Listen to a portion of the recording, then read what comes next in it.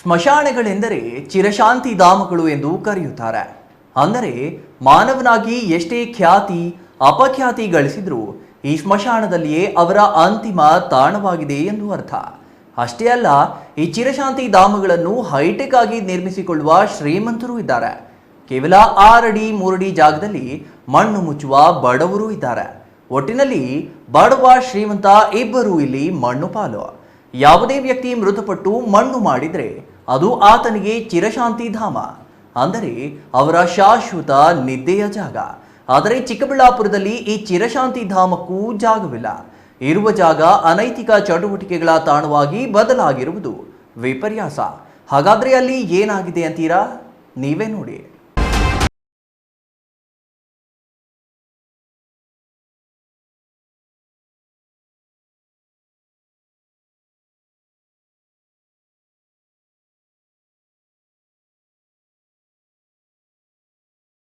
ಇಲ್ಲಿ ಕಾಣ್ತಾ ಇದೆಯಲ್ಲ, ಇದನ್ನ ಅಮೆಜಾನ್ ಅರಣ್ಯ ಅಂತ ಭಾವಿಸಬೇಡಿ.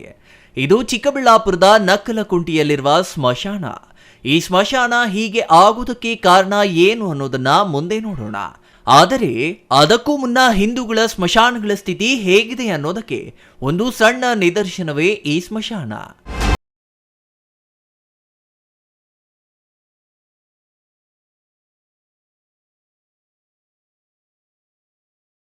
ಹಾಗೆಯೇ ಇಲ್ಲಿ ನೋಡಿ, ಇದು ಅದೇ ಚಿಕ್ಕಬಳ್ಳಾಪುರದ ವಾಪಸಂದ್ರದಲ್ಲಿರೋ ಮತ್ತೊಂದು ಹಿಂದೂಗಳ ಸ್ಮಶಾನ. ಇದರ ಸ್ಥಿತಿಯು ಅದಕ್ಕೆ ಭಿನ್ನವಾಗಿ ಇಲ್ಲವಲ್ಲ. ಈಗ ಇಲ್ಲಿ ನೋಡಿ, ಇದು ಕೂಡ ಅದೇ ಚಿಕ್ಕಬಳ್ಳಾಪುರದಲ್ಲಿರೋ ಕ್ರೈಸ್ತ ಸಮುದಾಯದವರಿಗೆ ಸೇರಿದ ಸ್ಮಶಾನ. ಆದರೆ ಇದು ಎಷ್ಟು ಸ್ವಚ್ಛ ಮತ್ತು ಸುಂದರವಾಗಿದೆ ಅನ್ನೋದನ್ನ ನೋಡಿ. ಹಾಗೆಯೇ ಮುಸ್ಲಿಂ ಸಮುದಾಯದ ಸ್ಮಶಾನವು ಇದಕ್ಕಿಂತ ಹೆಚ್ಚು ಸ್ವಚ್ಛವಾಗಿದ್ದು, ಅಲ್ಲಿಗೆ ಹೋದರೆ ಅದು ಸ್ಮಶಾನ ಎಂಬ ಅರಿವು ಪ್ರತಿಯೊಬ್ಬರಿಗೂ ಬರುವ ಜೊತೆಗೆ ಅಲ್ಲಿ ನಮ್ಮ ಪೂರ್ವಿಕರು ಚಿರನಿದ್ರೆಯಲ್ಲಿದ್ದಾರೆ ಎಂಬ ಗೌರವ ಭಾವ ಮೂಡದೇ ಇರದ.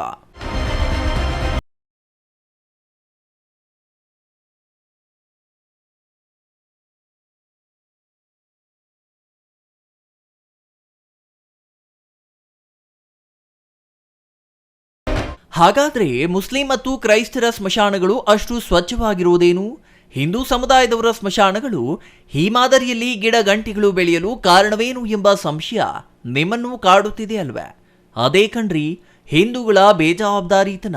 ತಂದೆ ತಾಯಿ ತಾತ ಅಜ್ಜಿ ಹೀಗೆ ನಮ್ಮ ಪೂರ್ವಿಕರೆಲ್ಲರನ್ನ ಇದೇ ಸ್ಮಶಾನದಲ್ಲಿ ಮಣ್ಣು ಮಾಡೋ ನಾವು ಚಿರನಿದ್ರೆಯಲ್ಲಿರುವ ಪೂರ್ವಿಕರ ಆತ್ಮಶಾಂತಿಗಾಗಿ ಪ್ರತಿ ವರ್ಷ ಮಹಾಲಯ ಅಮಾವಾಸ್ಯೆ ದಿನ ಸಮಾಧಿಯ ಬಳಿ ಹೋಗಿ ಪೂಜೆ ಮಾಡಿ ಬರ್ತೇವೆ. ಆದರೆ ನಮ್ಮ ಪೂರ್ವಿಕರು ಚಿರನಿದ್ರೆಯಲ್ಲಿರುವ ಜಾಗದಲ್ಲಿ ಸ್ವಚ್ಛತೆ ಮಾಡಬೇಕು ಎಂಬ ಕನಿಷ್ಠ ಪ್ರಜ್ಞೆ ನಮ್ಮಲ್ಲಿ ಇಲ್ಲದಿರುವುದೇ ಈ ಪೊದೆಗಳು ಬೆಳೆಯಲು ಕಾರಣವಾಗಿದೆ ಎಂದರೆ ತಪ್ಪಾಗಲಾರದ.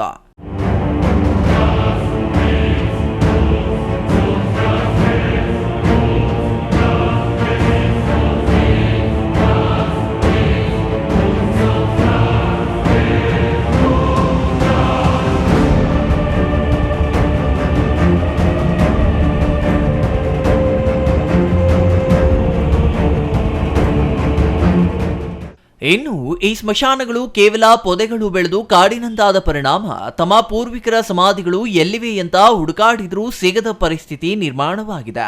ಇನ್ನೇನು ಮಹಾಲಯ ಅಮಾವಾಸ್ಯೆ ಸಮೀಪಿಸಿದ್ದು ಸಮಾಧಿಗಳಿಗೆ ಪೂಜೆ ಮಾಡಲು ಹೋಗಲು ಜನರು ಹೆದರುವಂತಾಗಿದೆ. ಸ್ಮಶಾನದಲ್ಲಿ ದೆವ್ವ ಭೂತಗಳಿಗೆ ಹೆದರಿಯಲ್ಲ, ಅಲ್ಲಿ ಬೆಳೆದಿರೋ ಪೊದೆಗಳಲ್ಲಿ ಹಾವುಗಳು ಯಥೇಚ್ಛವಾಗಿದ್ದು ಅವುಗಳಿಗೆ ಹೆದರಿ ಸ್ಮಶಾನಕ್ಕೆ ಕಾಲಿಡಲು ಜನರು ಹೆದರುವಂತಾಗಿದೆ. ಈ ಸ್ಮಶಾನಗಳು ಕೇವಲ ಪೊದೆಗಳು ಬೆಳೆದು ಜನರನ್ನ ಹೆದರಿಸುತ್ತಿಲ್ಲ, ಬದಲಿಗೆ ಸಂಜೆಯಾಗುತ್ತಿದ್ದಂತೆ ಇವೇ ಸ್ಮಶಾನಗಳು ಅನೈತಿಕ ಚಟುವಟಿಕೆಗಳ ತಾಣಗಳಾಗಿಯೂ ಬದಲಾಗುತ್ತಿದೆಯಂತೆ. ಅಂದರೆ ಅರ್ಥವಾಗಲಿಲ್ವೇ? ಹಗಲಿಡೀ ಸ್ಮಶಾನವಾಗಿರೋ ಈ ಸ್ಥಳಗಳು ರಾತ್ರಿಯಾಗುತ್ತಿದ್ದಂತೆ ಕುಡುಕರ ತಾಣಗಳಾಗಿ ಪರಿವರ್ತನೆಯಾಗುತ್ತಿವೆಯಂತೆ. ಇದರಿಂದಾಗಿ ಈ ಸ್ಮಶಾನಗಳ ಒಳಗಿರಲಿ ಅಕ್ಕಪಕ್ಕದಲ್ಲಿಯೂ ಜನರು ಸುಳಿಯಲು ಹೆದರುವ ಸ್ಥಿತಿ ನಿರ್ಮಾಣವಾಗಿದೆ ಎನ್ನುತ್ತಾರೆ ಇಲ್ಲಿನ ಸ್ಥಳೀಯರು. ಈ ಒಂದು ಸ್ಮಶಾನನ ಕ್ಲೀನಾಗಿ ಸ್ವಚ್ಛ ಮಾಡಿ ಇಲ್ಲಿ ಓಡಾಡಬೇಕು ಅಂದ್ರೂ ಭಾಳ ಬಾಧೆ ಇದೆ. ಯಾಕಂದರೆ ಈಗಿನ ಕಾಲದಲ್ಲಿ ಆವಳ ಕಾಟ ಜಾಸ್ತಿ ಆಗ್ತಾ ಇದೆ. ಎಲ್ಲಾವಿದೆಯೋ ಏನಾಗಿದೆಯೋ ಅಲ್ಲಿಗೆ ನಮ್ಮ ಸಮಾಧಿ ಎಲ್ಲಿದೆ ಅಂತ ಹುಡುಕ್ಲಿಕ್ಕೆ ಬರ್ತಾ ಇಲ್ಲ. ಅದಕ್ಕೆ ದಯವಿಟ್ಟು ನಗರಸಭೆಯವರು ಭಾಳ ಮುತುವರ್ಜಿ ಹೊಡೆದು ನಮ್ಮ ಹಿಂದೂ ಇದ್ರ ಪ್ರಕಾರ ಬಂದು ಈ ಸಮಾಧಿಗಳೆಲ್ಲ ಕ್ಲೀನ್ ಮಾಡಿ ಇಲ್ಲಿ ಕೆಲವು ಕಾಂಪೌಂಡ್ ಬಂಡಿಗಳಿದ್ದಾವೆ, ಯಾರೋ ದುಷ್ಕರ್ಮಿಗಳು ಬಂಡಿಗಳು ಸಹಿತ ಆಮೇಲೆ ಸಮಾಧಿಗಳ ಮೇಲೆ ಇರ್ತಕ್ಕಂಥ ಬಂಡಿಗಳು ಸಹಿತ ಹೊಡೆದಿದ್ದಾರೆ. ಇವೆಲ್ಲ ನಮ್ಮ ಹಿಂದೂ ಧರ್ಮಕ್ಕೆ ಆಗ್ತಾ ಇರೋಂಥ ಅನ್ಯಾಯ. ಅದರಿಂದ ದಯವಿಟ್ಟು ಈ ಕುಡುಕರ ಕಾಟ ಅಂತೂ ಸಾಯಂಕಾಲ ಭಾಳ ಜಾಸ್ತಿ ಆಗಿದೆ. ಈ ದಂಧೆಕೋರರು ಬಂದು ರಾತ್ರಿ ಹೊತ್ತು ಸಾಯಂಕಾಲದ ಹೊತ್ತಿಗೆ ಅದರಲ್ಲಿ ಸಮಾಧಿಗಳಿಂದ ಯಾರೂ ಬರಲ್ಲ. ಅದಕ್ಕೆ ದುಂಡುಕೋರರಿಗೆ ಈ ತೀಟೆಯವ್ರಿಗೆ ಮಾಡೋದಕ್ಕೆ ಆಮೇಲೆ ಪ್ರತಿಯೊಂದು ಅತ್ಯಾಚಾರಗಳು ನಡೆಯುವಂಥ ಸ್ಥಳ ಇದು ತಾಣ ಆಗಿಬಿಟ್ಟಿದೆ. ದಯವಿಟ್ಟು ಇದರಲ್ಲಿ ಪೊಲೀಸ್ ಇಲಾಖೆಯವರು ಭಾಳ ಶ್ರಮವಹಿಸಿ ನಮ್ಮ ನಗರಸಭೆಯವರು ನಿಜವಾಗ್ಲೂ ಕ್ಲೀನ್ ಮಾಡಿದ್ದಾಗಿದ್ದರೆ ಚೊಕ್ಕವಾಗಿರುತ್ತೆ. ಅವಾಗ ಯಾರು ದಂಡೆಕೋರು ಬರಲಿಕ್ಕಾಗಲಿ ಇಲ್ಲ ಯಾರೋ ಕುಡುಕರು ಬರೋಕ್ಕಾಗಲಿ ಆಸ್ಪತ್ರೆ ಇಲ್ಲ. ಕೇಳಿದ್ರಲ್ಲ, ಸ್ಮಶಾನವೆಂದರೆ ಕೆಲವರಿಗೆ ಪೂಜನೀಯ ಸ್ಥಳವಾದರೆ ಪಾಪ ಇಲ್ಲಿ ಮಾತ್ರ ಕುಡುಕರ ತಾಣವಾಗಿದೆಯಂತೆ. ಅಲ್ಲದೆ ಅಸ್ವಚ್ಛತೆಯಿಂದ ಕೂಡಿದ್ದು ಅಕ್ಕಪಕ್ಕದ ನಿವಾಸಿಗಳಿಗೆ ಹಾವುಗಳು ನುಗ್ಗುವ ಆತಂಕವೂ ಕಾಡುತ್ತಿದೆ. ಸಾಲದೆ ಮುಂದೆ ಸಂಜೆಯಾದರೆ ಕುಡುಕರ ಕಾಟ. 1996ರಲ್ಲಿಯೇ ಇಲ್ಲಿನ ಪುರಸಭೆ ಅಧ್ಯಕ್ಷರಾಗಿದ್ದ ವೆಂಕಟಾಚಲರಾಜು ಅವರು ಸ್ಮಶಾನಗಳಿಗೆ ಕಾವಲುಗಾರರನ್ನ ನೇಮಿಸಲು ನಗರಸಭೆಯಲ್ಲಿ ಠರಾವು ಮಾಡಿದ್ರಂತೆ. ಹಾಗೆ ಠರಾವು ಮಾಡಿ 30 ವರ್ಷಗಳೇ ಕಳೆದರೂ ಅದು ಎಂದಿಗೂ ಅನುಷ್ಠಾನವಾಗಿಲ್ಲ. ಇನ್ನು ಚಿಕ್ಕಬಳ್ಳಾಪುರ ನಗರದಲ್ಲಿರುವ ಬಹುತೇಕ ಎಲ್ಲ ಸ್ಮಶಾನಗಳು ತುಂಬಿದ್ದು ಪ್ರಸ್ತುತ ಯಾರಾದರೂ ಮೃತಪಟ್ಟರೆ ಅವರನ್ನ ಮಣ್ಣು ಮಾಡಲು ಜಾಗವಿಲ್ಲದ ಸ್ಥಿತಿ ನಿರ್ಮಾಣವಾಗಿದೆ. ಹಾಗಾಗಿ ಸ್ಮಶಾನಕ್ಕಾಗಿ ಮತ್ತೊಂದು ನೂತನ ಜಾಗ ನೀಡುವಂತೆ ಬೇಡಿಕೆ ತೀವ್ರವಾಗಿದೆ. ಬದುಕಿದ್ದಾಗ ಹೆತ್ತವರಿಗೆ ಅನ್ನ ಹಾಕದ ಮಕ್ಕಳು ಅದೇ ಹೆತ್ತವರು ತೀರಿಕೊಂಡಾಗ ಮಾತ್ರ ಅವರಿಗೆ ಅಮೃತಶಿಲೆಯಲ್ಲಿ ಸಮಾಧಿ ನಿರ್ಮಿಸುವುದು ಸರ್ವೇ ಸಾಮಾನ್ಯವಾಗಿದೆ. ಹೀಗೆ ಅಮೃತಶಿಲೆಯಲ್ಲಿ ಸಮಾಧಿ ನಿರ್ಮಿಸಲು ಒಂದು ಸಿಂಗಲ್ ಬೆಡ್ರೂಮ್ ಮನೆ ನಿರ್ಮಾಣ ಸಾಕಾಗುವಷ್ಟು ಜಾಗವನ್ನ ಗೋಪುರ ಮಂಟಪ ನಿರ್ಮಿಸಲು ಉಪಯೋಗಿಸುತ್ತಿದ್ದು ಸ್ಮಶಾನದಲ್ಲಿ ಜಾಗ ಕೊರತೆಯಾಗಲು ಕಾರಣವಾಗಿದೆ ಎನ್ನುತ್ತಾರೆ ಮತ್ತೊಬ್ಬ ಹಿರಿಯರ. ಮೃತಪಟ್ಟ ವ್ಯಕ್ತಿ ಯಾರೇ ಆಗಲಿ ಅವರನ್ನ 6 ಅಡಿ 3 ಅಡಿ ಜಾಗದಲ್ಲಿ ಮಾತ್ರ ಸಮಾಧಿ ಮಾಡಲಾಗುತ್ತೆ. ಆದರೆ ತೋರಿಕೆಗಾಗಿ ಗೋಪುರಗಳು ಮಂಟಪಗಳನ್ನ ನಿರ್ಮಿಸಿ ಸ್ಮಶಾನ ಜಾಗ ವ್ಯರ್ಥ ಮಾಡುತ್ತಿದ್ರು ಇದನ್ನ ತಪ್ಪು ಎಂದು ಹೇಳುವವರೇ ಇಲ್ಲವಾಗಿದ್ದಾರೆ. ಮೃತರನ್ನ ಮಣ್ಣು ಮಾಡಲು ತಮ್ಮ ಶ್ರೀಮಂತಿಕೆಯ ತೋರಿಕೆಯ ಅಗತ್ಯವಾದರೂ ಏನು ಎಂಬ ಪ್ರಶ್ನೆಗೆ ಉತ್ತರಿಸುವವರೇ ಇಲ್ಲವಾಗಿದ್ದಾರೆ. ಇಂತಹ ಚಟುವಟಿಕೆಗಳಿಂದಲೇ ಸ್ಮಶಾನ ಜಾಗ ಕೊರತೆಯಾಗುತ್ತಿದ್ದು ನಗರಸಭೆ ಇಂತಹ ಕಾರ್ಯಗಳಿಗೆ ಕಡಿವಾಣ ಹಾಕಲು ಮುಂದಾಗಬೇಕಿದೆ. ಸ್ಮಶಾನಗಳ ಒಳಗೆ ಹೋದರೆ ಮನುಷ್ಯನ ಹೋದರೆ ಕಾಣಿಸಲ್ಲ, ಅಷ್ಟು ಗಿಡಗಳು ಬೆಳೆದೈತೆ. ಆ ಗಿಡಗಳನ್ನೆಲ್ಲ ನಾಜೂಕು ಮಾಡಬೇಕಾದ್ರೆ ಸುಮ್ಮನೆ ಪಿತಾರ್ಲ ಅಮಾವಾಸ್ಯೆ ಅಂತ ಹೇಳ್ತಾರೆ. ಆ ಅಮಾವಾಸ್ಯೆ ದಿವಸ ನಗರಸಭೆಯವರು ಬಂದು ಒಂದು ದೊಡ್ಡ ದೊಡ್ಡ ಗಿಡಗಳು ಹೊಡೆದಾಕ್ಬಿಟ್ಟು ಹೊರಟೋಗ್ಬಿಟ್ರೆ ಮತ್ತೆ ಈ ಕಡೆ ಬರಲ್ಲ. ಅದನ್ನು ತಕ್ಷಣ ಮುಂದುವರೆದು ಅದನ್ನು ಸರಿ ಮಾಡಿಸ್ಬೇಕು ಅಂತ ನಾನು ನಗರಸಭೆಯೊಳಗೆ ಮನವಿ ಮಾಡ್ತೀನಿ. ಹಿಂದೆ 96ರಲ್ಲಿ ನಾನು ಅಧ್ಯಕ್ಷನಾಗಿದ್ದಾಗ ಈ ಸ್ಮಶಾನಗಳಲ್ಲಿ ಒಬ್ಬ ಕಾವಲುಗಾರನ ಹಾಕಬೇಕು. ಅವನಿಗೆ ಒಂದು ಸಂಬಳ ಕೊಟ್ಟರೂ ಚಿಂತೆ ಇಲ್ಲ, ಇಲ್ಲ ಒಂದು ಹೆಣ ಬಂದಾಗೆ ಆ ಹೆಣಕ್ಕೆ ಇಷ್ಟು ಅಂತ ವಸೂಲಿ ಮಾಡಿ ಅವನಿಗೆ ಸಂಬಳ ಕೊಡ್ಬೋದು. ಅದು ಮಾಡಬೇಕು ಅಂತ ಹಿಂದೆನೇ ರೆಸಲ್ಯೂಷನ್ ಆಗೈತೆ. ಆದರೂ ಸಹ ಅದರ ಬಗ್ಗೆ ಕಾರ್ಯರೂಪಕ್ಕೆ ತರಲಿಲ್ಲ. ಈಗಾದರೂ ನಮ್ಮ ಕಮಿಷನರು ಸ್ವಲ್ಪ ಎಚ್ಚೆತ್ಕೊಂಡು ಒಬ್ಬರು ನೇಮಕ ಮಾಡಿ ಒಂದು ಹೆಣ ಬಂದಾಗೆ ಹೆಣಕ್ಕೆ ಇಷ್ಟು ಅಂತ ಬಿಲ್ ಹಾಕೋ ಥರ ಮಾಡಬೇಕು. ಆ ಥರ ಮಾಡಬೇಕು. ಇನ್ನು ಕೆಲವರು ಒಂದು ಹೆಣನ ತಗೊಂಬಂದ್ಬಿಟ್ಟು 10 ಅಡಿ ದೊಡ್ಡ ಮಂಟಪನೇ ಕಟ್ತಾರೆ. ಅದನ್ನು ಅವಾಯ್ಡ್ ಮಾಡಿಸ್ಬೇಕು.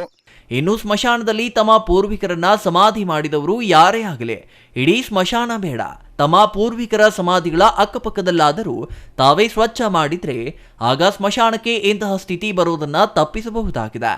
ಇನ್ನು ಸ್ಮಶಾನಗಳ ಸ್ವಚ್ಛತೆಗಾಗಿ ಮಹಾಲಯ ಅಮಾವಾಸ್ಯೆ ಹಿಂದಿನ ದಿನ ಮಾತ್ರ ಬಂದು ಸ್ವಚ್ಛತೆ ಮಾಡಿ ತಮ್ಮ ಕೆಲಸ ಮುಗಿಯಿತು ಎಂದು ನೆಟ್ಟುಸಿರು ಬಿಡುವ ನಗರಸಭೆ ಅಧಿಕಾರಿಗಳು ಸ್ಮಶಾನದಲ್ಲಿ ನೀತಿ ನಿಯಮಗಳನ್ನು ಅಳವಡಿಸಲು ಮುಂದಾಗಬೇಕಿದೆ.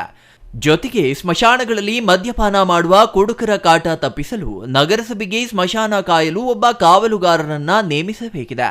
ಇದರಿಂದ ಸ್ಮಶಾನದಲ್ಲಿ ನಡೆಯುವ ಅನೈತಿಕ ಚಟುವಟಿಕೆಗಳು ತಡೆಯಲು ಸಾಧ್ಯವಾಗಲಿದೆ. ಇನ್ನು ಮುಖ್ಯವಾಗಿ ಪೊಲೀಸ್ ಇಲಾಖೆ ಈವರೆಗೂ ಕೇವಲ ನಗರದ ನಾಗರಿಕರ ರಕ್ಷಣೆಗಾಗಿ, ಸಂಚಾರ ನಿಯಂತ್ರಣಕ್ಕಾಗಿ ಮತ್ತು ಕಾನೂನು ಸುವ್ಯವಸ್ಥೆ ಕಾಪಾಡಲು ಮಾತ್ರ ಕರ್ತವ್ಯ ನಿರ್ವಹಿಸುತ್ತಿದ್ದು ಇದೀಗ ಸ್ಮಶಾನಗಳತ್ತಲೂ ಮುಖ ಮಾಡಬೇಕಾದ ಸ್ಥಿತಿ ನಿರ್ಮಾಣವಾಗಿದೆ. ಯಾಕೆಂದರೆ ಕುಡುಕರನ್ನ ಮಾತನಾಡಿಸಲು ಸಾಮಾನ್ಯರಿಗೆ ಸಾಧ್ಯವಾಗದ ಸ್ಥಿತಿ ಇದೆ. ಅವರೇನಿದ್ದರೂ ಖಾಕಿ ಕಂಡರೆ ಮಾತ್ರ ದಾರಿಗೆ ಬರುವ ಜಾಯಮಾನದವರಾಗಿದ್ದು ಸ್ಮಶಾನಗಳಲ್ಲಿ ನಡೆಯುತ್ತಿದೆ ಎನ್ನಲಾದ ಅನೈತಿಕ ಚಟುವಟಿಕೆಗಳನ್ನು ತಡೆಯಲು ಪೊಲೀಸರು ರಾತ್ರಿ ವೇಳೆ ಇದೀಗ ಸ್ಮಶಾನಗಳತ್ತಲೂ ಕಾವಲು ಕಾಯಬೇಕಾದ ಸ್ಥಿತಿ ಎದುರಾಗಿರುವುದು ಮಾತ್ರ ವಿಪರ್ಯಾಸವೇ ಸರಿ.